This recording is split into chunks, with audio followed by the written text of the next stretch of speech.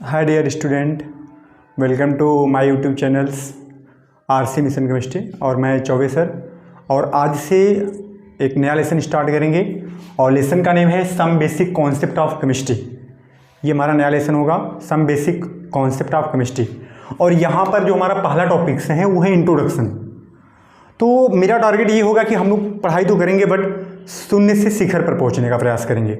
एकदम बेसिक से मैं स्टार्ट कर रहा हूँ और उसका रीज़न ये है कि अगर किसी सब्जेक्ट को अगर आप अच्छे से पढ़ना चाहते हो तो जब हम बेसिक से स्टार्ट करेंगे तो आपको ज़्यादा बेटर समझ में आएगा और ज़्यादा बढ़िया आप समझेंगे। चलिए स्टार्ट करते हैं।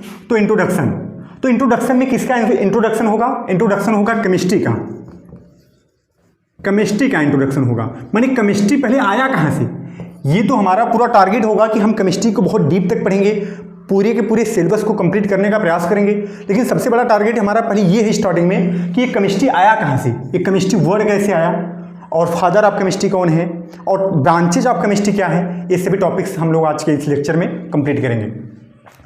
तो ये जो केमिस्ट्री वर्ड है ना, ये पहले केमिस्ट्री नहीं था, ये पहले था कीमिया। ये जो केमिस्ट्री शब्द है, वर्ड, एक कीमिया से आया हुआ है। और कीमिया कहाँ से आया? कीमिया आया इजिप्ट कंट्री से। इजिप्ट कंट्री माने इजिप्ट मतलब होता है मिस्र देश। मिस्र देश से जो कीमिया वर्ड है वो ये वहाँ से आया हुआ है। अच्छा, तो कीमिया का मतलब क्या होता है? जो कीमिया है इसका मीनिंग होता है ब्लैक। कीमिया का मीनिंग होता है ब्लैक। ऐसा क्यों वहाँ से आया मिस्र देश से कीमिया? उसका कारण ये था कि जो मिस्र देश होता है, जो इजिप्ट कंट्री है, वहाँ की जो सॉइल होती है वो ब्लैक कलर की होती है। उसकी सॉइल के ब्लैक कलर होने के कारण वहाँ से जो है कीमिया वर्ड निकला। और पहली जो केमिस्ट्री थी ना, वो मिस्र देश माने इजिप्ट कंट्री में ही आई थी। मतलब मिस्र देश के आर्ट से वहाँ से निकल के आया, आर्ट से, उनकी कला के द्वारा। अब अगर थोड़ा सा हम लोग आगे चलें तो इंट्रोडक्शन में हम लोग पढ़ते हैं कि फादर ऑफ केमिस्ट्री या फिर ग्रैंड फादर ऑफ केमिस्ट्री कौन है। तो ग्रैंड फादर और फादर से पहले की अगर मैं थोड़ी सी आपको बात बताऊं तो एक साइंटिस्ट है जिनका नाम था रॉबर्ट बायल।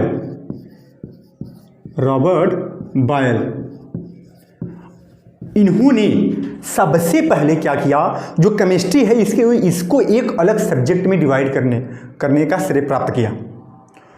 केमिस्ट्री आप जानते हैं 9th-10th अगर आप स्टडी किए होंगे तो आपको पता है कि केमिस्ट्री जो है साइंस का ब्रांच है, क्योंकि साइंस के अंतर्गत ही आया था आपका केमिस्ट्री, आया फिर बायोलॉजी। ये तीनों सब्जेक्ट जो है ये साइंस में आते हैं।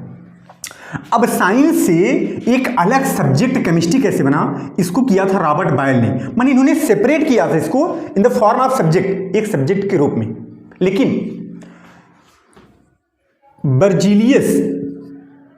बर्जीलियस को कहा जाता है grand father of chemistry. Grand father of chemistry.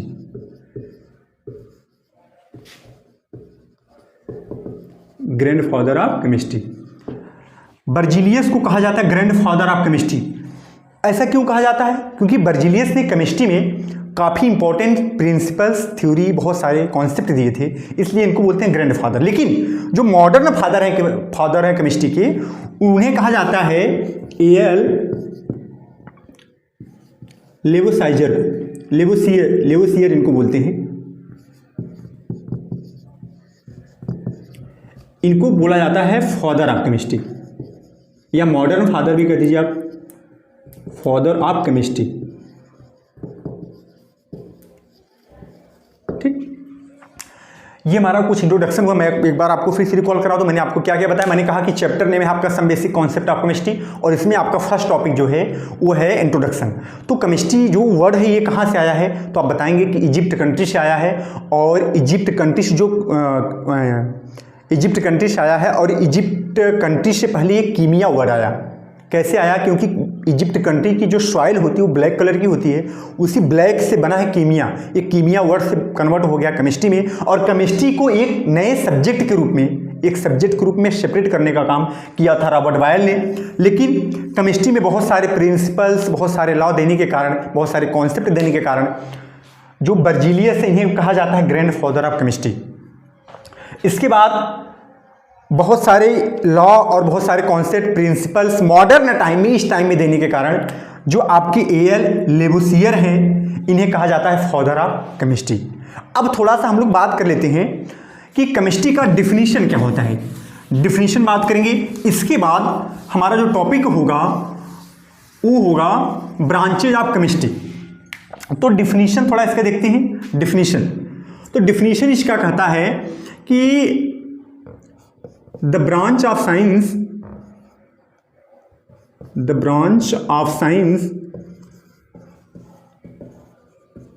In which we study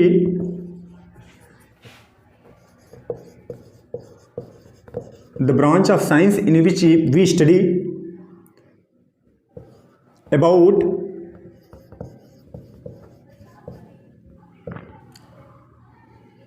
properties,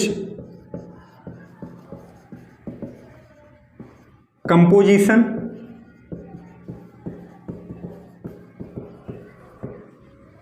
and changes in substance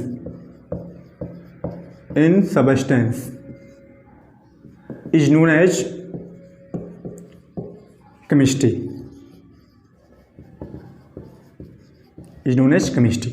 माने the branch of science in which we study about properties, composition and changes in substance is known as chemistry. देखिए इसका definition क्या कहता है कि ये branch ही है किसका, साइंस का।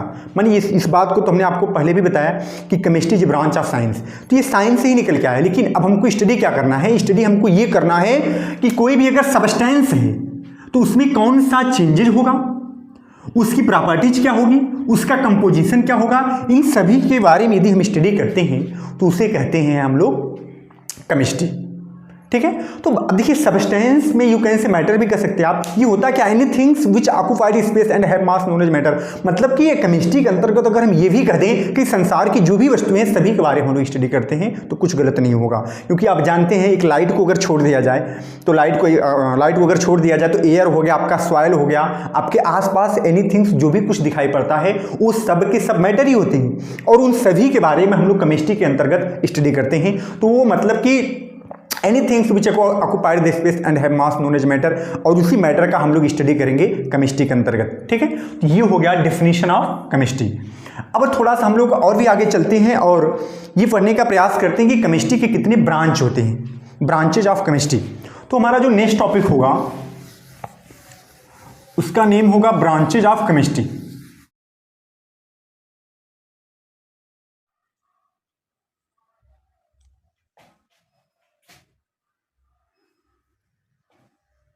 तो हमारा जो नेक्स्ट टॉपिक होगा उसका नाम होगा ब्रांचेज ऑफ केमिस्ट्री।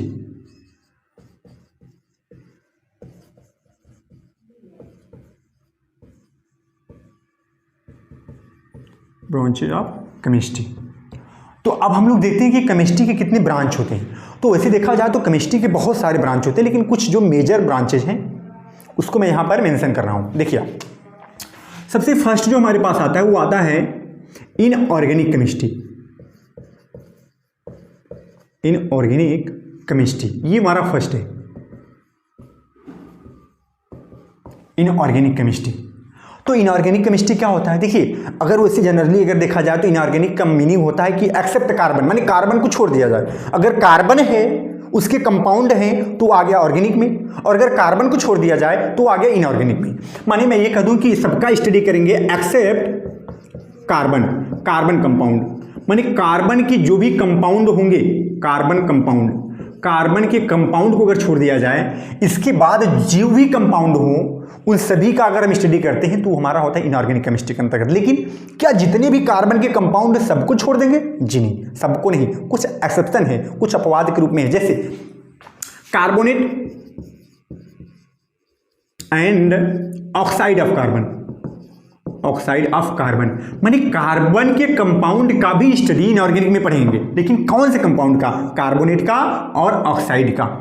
जो कार्बन के ऑक्साइड होते हैं उनका स्टडी हम लोग इनऑर्गेनिक में करते हैं, और जो कार्बन के कार्बोनेट होते हैं उनका स्टडी भी हम लोग इनऑर्गेनिक में ही करते हैं। मैं आपको एग्जांपल भी दे रहा हूं, जैसे कार्बोनेट में कौन होता है, जैसे ये देखिए आप NaHCO3, इसको बोलते हैं सोडियम हाइड्रोजन कार्बोनेट। ये इसका स्टडी हम लोग इनऑर्गेनिक में करेंगे। यहां पर भी कार्बन आपको दिखाई पड़ रहा है, जैसे हो गया Na2CO3, सोडियम कार्बोनेट, इसका भी स्टडी हम लोग इनऑर्गेनिक केमिस्ट्री में ही करते हैं। ऑक्साइड की अगर मैं बात कर लूँ, CO2 carbon dioxide, CO carbon monoxide, तो इन सभी का स्टडी भी हम लोग इनऑर्गेनिक में ही करते हैं। तो इनऑर्गेनिक केमिस्ट्री क्या है, माने except carbon compound, carbon compound को छोड़ करके यदि हम किसी भी कंपाउंड का स्टडी करते हैं तो वो हमारा आता है इनऑर्गेनिक केमिस्ट्री में। लेकिन कुछ कार्बन के कंपाउंड भी हम लोग इनऑर्गेनिक केमिस्ट्री में स्टडी करेंगे। वो कौन सा कंपाउंड है, वो कार्बोनेट हो गया, उसका ऑक्साइड हो गया। ठीक, अब हम लोग अगले टॉपिक पर चलते हैं और सेकंड हमारे पास है ऑर्गेनिक केमिस्ट्री। ऑर्गेनिक केमिस्ट्री, अब देखते हैं ऑर्गेनिक केमिस्ट्री क्या होती है। तो सिंपल सी बात होगी, जिसमें हम लोग कार्बन के कंपाउंड का स्टडी करेंगे। कार्बन कंपाउंड यानी जो भी कार्बन के कंपाउंड है, यदि हम उनका स्टडी करते हैं तो उसे कहेंगे ऑर्गेनिक केमिस्ट्री के अंतर्गत करेंगे। कार्बन के कंपाउंड का स्टडी हम लोग ऑर्गेनिक केमिस्ट्री के अंतर्गत करते हैं। लेकिन थोड़ा सा एक थोड़ा टर्म अगर देखा जाए तो जो ऑर्गेनिक जो वर्ड है ये कहाँ से आया है। ऑर्गेनिक जो वर्ड है वो आया है ऑर्गेनेज से, ऑर्गेनोज। ठीक है, इसका मतलब क्या होता है, इसका मतलब होता है लिविंग बीइंग। मतलब अगर मैं सिंपल से अगर मैं बात करूं तो ठीक है, मान लीजिए कि कार्बन के कंपाउंड की स्टडी करेंगे और कुछ को छोड़ करके, जैसे आपका कार्बोनेट हो गया और ऑक्साइड हो गया कार्बन का, इन सबको छोड़ करके हम लोग इसमें स्टडी करेंगे ऑर्गेनिक वाले में। लेकिन जो ऑर्गेनिक जो वर्ड है ये आया है ऑर्गेनेज से, और ऑर्गेनेज का मतलब क्या होता है, लिविंग बीइंग। माने हम ऐसे कंपाउंड का स्टडी करते हैं, इसमें ऐसे कंपाउंड का स्टडी करते हैं जो कि लिविंग के अंतर्गत पाए जाते हैं, इनसाइड द लिविंग। माने जैसे कौन से ऐसे कंपाउंड, जैसे आप देखिए प्रोटीन्स हो गए, इसके बाद एंजाइम्स हो गए, विटामिन्स हो गए, इन सब में जो केमिकल कंपाउंड होता है उन सभी का अगर हम लोग स्टडी करते हैं तो वो सारे हमारा आएगा ऑर्गेनिक केमिस्ट्री के अंतर्गत। तो इनऑर्गेनिक ऑर्गेनिक में आपको डिफरेंट समझ में आ गया। इनऑर्गेनिक में हम लोग कार्बन के कंपाउंड को छोड़ करके सबका स्टडी करेंगे, और ऑर्गेनिक में जो है कार्बन के कंपाउंड का ही स्टडी करेंगे। अब तीसरा जो हमारा ब्रांचेज है उसका नाम है फिजिकल केमिस्ट्री।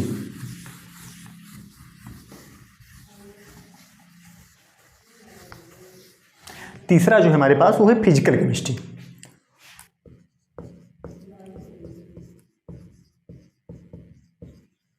फिजिकल केमिस्ट्री, ठीक। अब देखिए फिजिकल केमिस्ट्री में किसका स्टडी करते हैं पता है। फिजिकल केमिस्ट्री में हम लोग स्टडी करते हैं लॉ एंड प्रिंसिपल, माने जो रूल्स होते हैं, जो उनके सिद्धांत होते हैं, प्रिंसिपल होते हैं, उन्हीं की स्टडी करते हैं। किसमें, जिसका हम लोग स्टडी करते हैं ऑर्गेनिक और इनऑर्गेनिक कंपाउंड में। वही जो ऑर्गेनिक और इनऑर्गेनिक कंपाउंड जो है उसके लिए जो लॉ दिए गए हैं, जो प्रिंसिपल दिए गए हैं, यदि हम उनका स्टडी करते हैं तो हमारे पास होता है फिजिकल केमिस्ट्री। लेकिन बट ये यहाँ पर एक कंडीशन कहा कि on the basis of physical state, you can say on the basis of physical properties. Physical properties के बेस पर जो हम स्टडी करेंगे उसे बोलेंगे आपका फिजिकल केमिस्ट्री।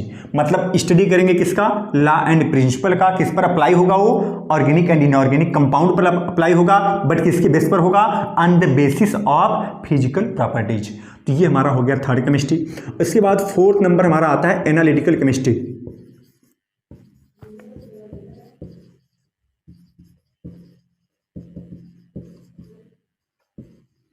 एनालिटिकल केमिस्ट्री, तो एनालिटिकल केमिस्ट्री क्या होता है पता है। एनालिटिकल केमिस्ट्री में हम लोग स्टडी करते हैं, किसका स्टडी करते हैं, देखते हैं। स्टडी करते हैं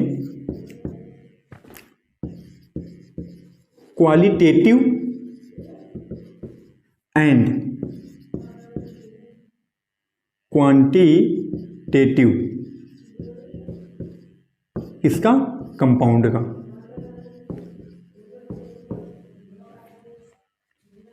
माने क्वालिटेटिव एंड क्वांटिटेटिव जिस कंपाउंड का हम स्टडी करेंगे उसे कहेंगे एनालिटिकल केमिस्ट्री। ये दोनों का मतलब क्या होता है, जैसे मैंने कहा कि आपके पास कोई कंपाउंड है, कोई सैंपल, मान लीजिए एक छोटा सा मेडिसिन का टैबलेट आपके पास है, ठीक है, एक टैबलेट है जो मेडिसिन है आपके पास। अब उसका आपको स्टडी करना है, तो आपको पता है कि अगर कोई मेडिसिन बना है तो किससे बना है, वो कोई भी मेडिसिन होगा वो केमिकल से बना होगा। अब उस केमिकल की हम लोग स्टडी करेंगे क्वालिटेटिव मतलब कि क्वालिटी उसकी क्या है, कैसी क्वालिटी का मतलब उसमें कौन कौन से एलिमेंट है, ठीक है, कौन कौन सा कंपाउंड है, ये स्टडी करेंगे। इसके बाद क्वांटिटिव माने उस एलिमेंट जो उस टैबलेट में मेडिसिन में जो एलिमेंट हैं उनका रेशियो क्या है, मतलब उनकी संख्या कितनी, उनकी नंबर क्या है, किस टाइप से वो पाए जाते हैं, वो उसका हो गया क्वांटिटी, उनकी अमाउंट कह दीजिए, मात्रा के बेस पर, ठीक है। अगर उसका स्टडी करते हैं तो उसे बोलते हैं एनालिटिकल केमिस्ट्री। और फिफ्थ नंबर जो हमारे पास आता है वो आता है इंडस्ट्रियल केमिस्ट्री। इंडस्ट्रियल केमिस्ट्री, तो इंडस्ट्रियल केमिस्ट्री हम लोग किसका स्टडी करते हैं, स्टडी करते हैं मैन्युफैक्चरिंग ऑफ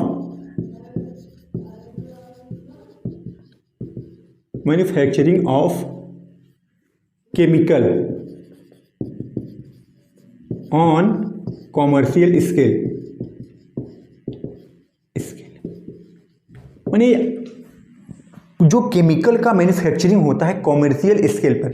आप समझ लेंगे कॉमर्शियल स्केल से मतलब कि अधिक मात्रा में, बहुत ज़्यादा मात्रा में उनका मैन्युफैक्चरिंग हम लोग करते हैं। मतलब कि जैसे जो मार्केट में सेलिंग होती है ज़्यादातर केमिकल्स, उनको अधिक मात्रा में प्रिपेयर किया जाता है, मैन्युफैक्चर किया जाता है। मैन्युफैक्चरिंग मतलब बनाना हो गया, तो उनका अगर हम लोग स्टडी करते हैं तो आता है इंडस्ट्रियल केमिस्ट्री में, ठीक। तो ये हमारे पास 5 हो गए। अभी कुछ हमारे पास और भी बचे हैं इसके ब्रांचेस, उसके भी बारे में हम लोग स्टडी कर लेते हैं। तो ये 5 हो गया ब्रांचेज ऑफ केमिस्ट्री। 6 नंबर हमारा आता है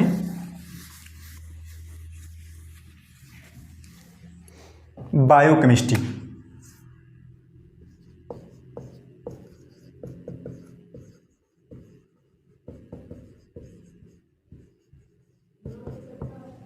ठीक है, 6 नंबर हमारा आता है बायोकेमिस्ट्री। तो बायो का मतलब आप समझ रहे हैं, जैसे बायो का मतलब हो गया लिविंग। बायो का मीनिंग क्या होता है, बायो का मीनिंग होता है लिविंग। और केमिस्ट्री का मतलब होता है केमिकल रिएक्शन, माने केमिकल रिएक्शन मतलब ये हुआ कि जो लिविंग ऑर्गेनिज्म होते हैं उनके अंदर जो भी केमिकल रिएक्शन होता है उसके बारे में अगर हम स्टडी करते हैं तो उसे हम लोग कहते हैं बायो केमिस्ट्री। और 7 नंबर हमारे पास आता है एग्रीकल्चर केमिस्ट्री।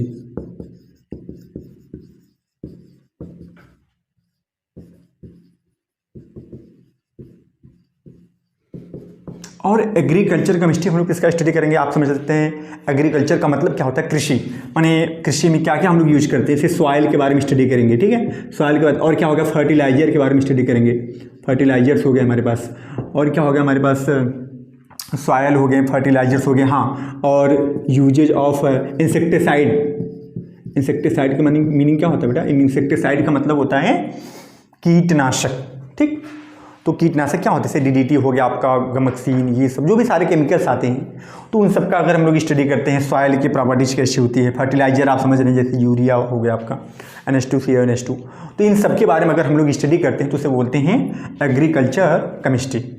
और that is last branch of chemistry. Last ये हमारे पास क्या है, न्यूक्लियर केमिस्ट्री। न्यूक्लियर केमिस्ट्री,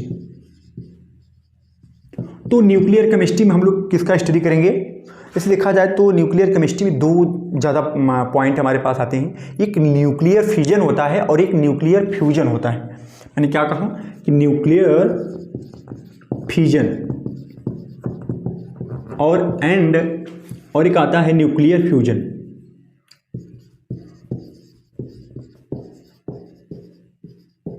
ठीक, तो देखो बेटा, फ्यूजन मतलब क्या होता है, टूटना, और फ्यूजन मतलब क्या होता है, जुड़ना।